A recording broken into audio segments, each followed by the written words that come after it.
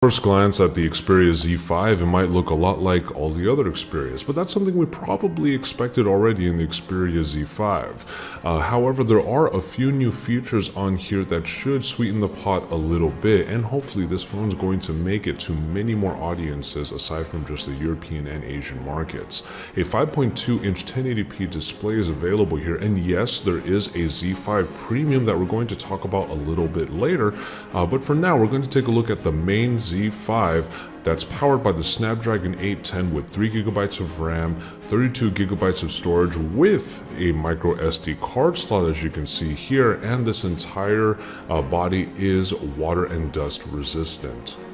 But what we do really like about the Z5 here is the somewhat different look on the side. What we have here is a much larger silver power button that doesn't quite look as iconic as it did before, as we remember from previous Xperia devices, but still has a very unique look. But the reason why it's a lot wider now is because Sony's fingerprint reader is embedded in there. So if you're going to be unlocking the phone with your right hand, holding the thumb there is going to be how you will unlock the phone, and it actually feels quite nice. Just tap the button in order to wake the phone and hold your thumb there and it will unlock quite easily. Feasibly, you should be able to do this with, let's say, your index finger on your left hand, for example, but really in our testing right here, I went ahead and put a fingerprint on there and it seemed to really work quite well. In general, however, the Xperia Z5 feels really nice in the hand, as most Xperias do, because its symmetrical design just feels quite solid and is really easy to grip and really just sort of tumble around if you need to get to the notification drop down at the top, for example, or go from left to right. The Xperia Z5 still continues that great handling experience, especially in the size that it keeps at 5.2 inches in the display. Now, the display technology is still being boasted about by Sony, and we do think that it looks quite nice, especially in our first look here. But really what we really notice here is just how fast the phone is. The Snapdragon 810 is doing a great job of powering the Xperia UI, which is backed by Android 5.1.1. And as I'm going through the recent app screen and really hitting all the apps that I possibly can, it really feels like one of the snappiest editions of Android that we've seen thus far. It's definitely up there, and the Xperia UI does try to keep things fairly Spartan with only a few features here and there, including those little small apps that you can access from the recent app screen, but even then it still feels really smooth and very rapid. But what we're really excited for is checking out the new camera. Now, this is the first time in the Xperia line in a long time that we've had a reimagined camera module in the back, and we're really looking forward to putting this 23 megapixel Exmor RS sensor to its testing. What really is intriguing to us is the fact that Sony really put out there that their imaging department has been one of the best, and yes, they have come out with some great alpha cameras, and hopefully now we'll be able to see that kind of quality in their smartphones. The Z5 also sports one of the fastest autofocuses, and I tried to test it in this particular unit, and it did seem to do a really good job even in this somewhat low light situation that I was testing it out in.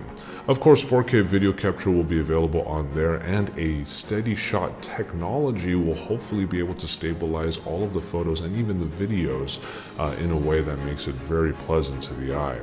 The front-facing camera is of a 5 megapixel construction, but really when you're looking through the camera app itself, there's so many options, and this is something we've been used to from Sony for a long time now. Everything from AR to even all of these different ways of just manipulating the shot, panorama modes, slow motion, fast capture, and everything that you could really hope for inside of the camera to make your photography just that fun. But really, we can't wait to see if the quality of this phone is up to snuff compared to all of the other great flagship quality that we've seen in 2015 already.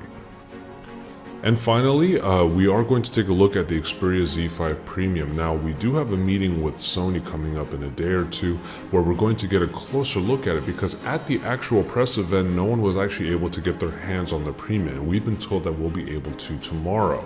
Now, the Z5 Premium does have a 4K display, which is kind of insane when you say it out loud, but at a 5.5-inch display, you have 801 pixels per inch. That's the number that we saw on their display there. and they were really touting it of being one of the best displays that has been put out, especially with the highest resolution that we've seen on a smartphone to date. But what they're also going to do, as Sony does with their televisions, and this is an intriguing thought, is the phone itself is going to upscale all of the media content so that it actually has a 4K look to it. Now, we are a little bit skeptical about that, even though a lot of media out there is still around 720p resolution, 1080p when you're lucky. It will get upscaled and might have a different type of look to it as a result. But again, we're really excited to get our hands on it and actually compare these displays once we have our hands on a review unit. And if you're thinking about battery life for a 4K display, the 2900 milliamp hour battery of the original Z5 gets bumped up to 3430 in the Z5 Premium. And hopefully that's going to be enough to put this phone through its paces across the day, whether it be for work and play. But with the stamina modes and the great battery consumption options that you have on the Xperia line, you should be able to get this phone to kind of stretch itself out for quite a long time. But until we get our hands on a review unit, we're going to be waiting with bated breath to get the Xperia Z5 in our hands and really put that camera at least through its paces. We do really like the fingerprint reader in the side power button, and really it just looks like a pretty solid phone that we had a pretty good time with in our short